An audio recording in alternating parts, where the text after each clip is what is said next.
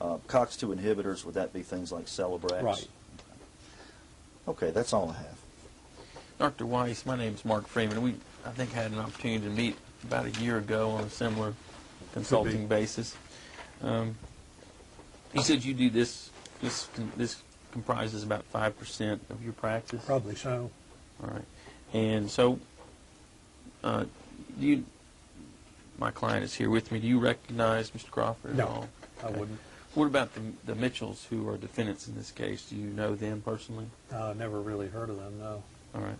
And but if you had to tell the jury about how much you would bill as a consultant in this case, what do you think ultimately that would turn out to be? Oh, I think this deposition is, they're typically $500. They might be more for video. And I don't know what I charged the attorneys to evaluate this case. It looks like the total amount was $500 for all the reports and whatever other communication there was. Okay, so maybe... So we're looking at a $500 fee and then whatever is involved in this deposition. So about $1,000 then. Sounds like it. All right. Give or take a few dollars. Yeah, I can get you a full accounting of it afterwards. And do you know how it happened that Mr. Gilmore had chosen you? No, I certainly didn't solicit it. All right. I mean, as I said, this is a small part of my practice. This is not something that I solicit at all. Right. You'd agree with me, though, that there are half a dozen law firms in Nashville that contact you on a yearly basis to do consulting work? Oh, I have no idea how many. It might be more than that. Okay. I mean, I just don't know. And you'd agree with me that most of the work that you do is for defense-oriented law firms? I'd say the majority of it. I'm certain of that. Now, you mentioned in your report Dr. Howell. Now, do you know him personally? Yeah. And what is your opinion of him as a neurosurgeon? I think he's terrific. In fact, I think I even mentioned in this note that I had great respect for him. That's true. Okay. And you yourself are a neurosurgeon, correct? Right. And you mentioned in your report that you would generally release the patient after a couple of months if there wasn't anything surgically that you could help them with. Is that a fair statement? I think if I hadn't turned up something that I felt I could help them with, that is fair enough. Typically, that would be a surgical substrate or something that I really felt would ultimately require neurosurgical evaluation. Now, spinal stenosis is probably a good excuse to follow someone, but typically I won't keep that person coming back to my office on a regular basis unless they experience intensifying resurgent, recrudescent symptoms. I personally wouldn't do that. Now, I'm not saying it's wrong to tell a patient such as this, come back to the office once a year for a checkup. I'm not saying that's the wrong thing to do. I just don't know of anything that's going to accomplish. So generally, in my patients, I won't have them come back unless something's bothering them. And they can always pick up the phone. Well, when you say not bothering them, clearly Mr. Crawford, based on your review, is continuing to have complaints of pain. Is that right? Right. What I meant, bothering them, something new, something acute, something different, something that we haven't already worked up. I mean, if you've already worked up everything, then there's some point of diminishing returns, let's say. Okay. Well, do you then, out of the patients, I have to assume that you've seen patients similar to Mr. Crawford where Sure. there isn't anything you can do for them, but they continue to complain of pain? Right. We are not successful in many patients in resolving that. What do you tell those patients? Do you just say, it's not something I can do for you?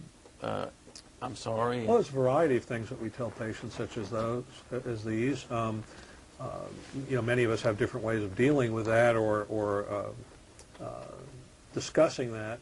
And, of course, it's tailored to the individual patient. A patient such as this, again, assuming I'm not missing something really flagrant here, I would basically be honest with and suggest that I'd been as thorough as I knew how to be, that I didn't have anything to offer, that I would be more than happy to help arrange second opinions, help them shop that around, that I would discuss with consultants any issues that they had that were bothersome to them or felt needed to be addressed. In other words, I would try to be as nice as I could to say that there was nothing further I could do, that I couldn't find anything seriously wrong, at least from a neurosurgical perspective. And also, I think, taking care to avoid providing the impression that you didn't think there was anything wrong. In other words, I don't think a patient such as this gentleman would have sought out medical attention if there was nothing wrong with him. In other words, he had a variety of complaints, a myriad of complaints that he wanted addressed after this accident that he felt were a direct result of this accident. So I think it's important to indicate some level of understanding and sympathy with that concept. Well, you read Dr. Howell's deposition. Yeah. And I want to point to that deposition for a moment. On page 12 of that deposition, I asked him, I said, do you believe he has a permanent condition or problem? And Dr. Howell said he did. He felt that Mr. Crawford had a permanent problem. And then I asked him, I said, can you describe to the jury that? And this is what he said. He said, I think that he had a transient injury involving his neck and post-concussive syndrome. I think he's recovered fully from those, and there's no permanency to those. I do think he has a permanent injury to his back and has the stenosis or degenerative disc that has become symptomatic as a result of a car crash. I do think that's a permanent injury. And then he ultimately gives a 5% impairment based on the AMA guides. Do you remember seeing that in his deposition? I can't say that I recall that specifically, but it sounds like what I read in there. All right. Well, I state to you, I just read it verbatim there. Yeah, I mean, it's in his deposition. I'm sure I read it. I just couldn't have recalled it for you verbatim.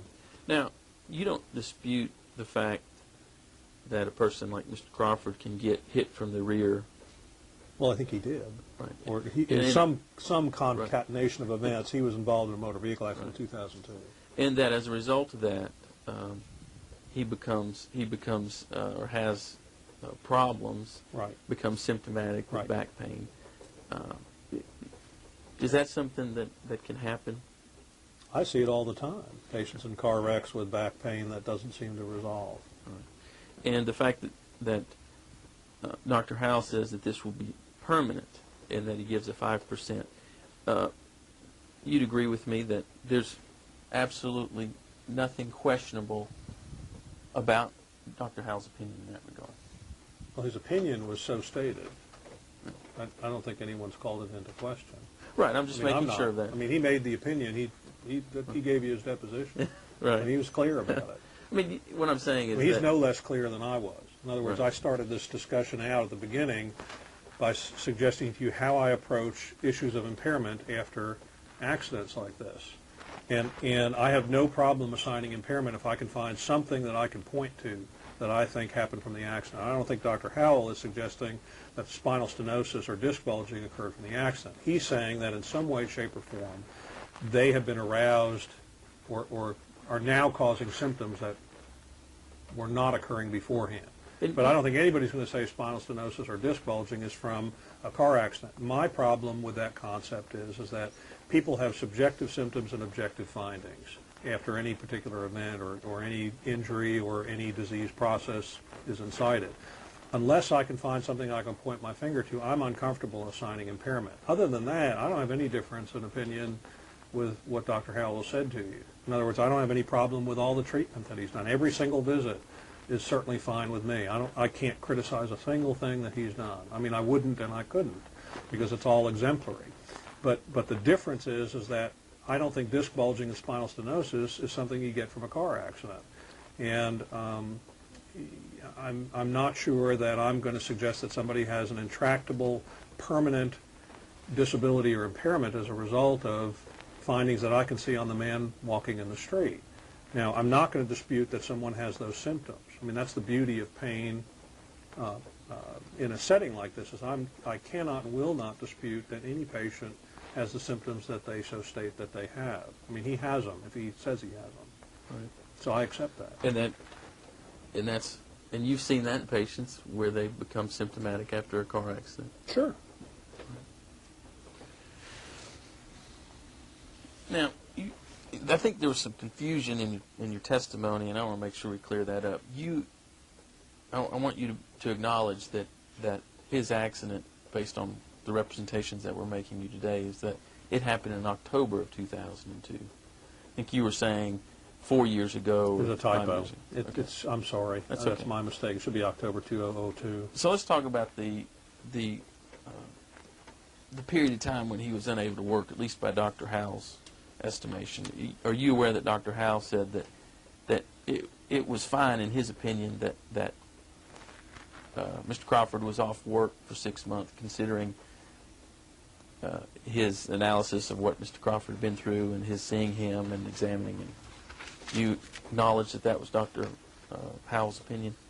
Yeah, I think if Dr. Howell has an opinion about this issue, I'm not going to take any vociferous argument with him about it. In other words, he was visiting with this fella every couple of weeks or every month.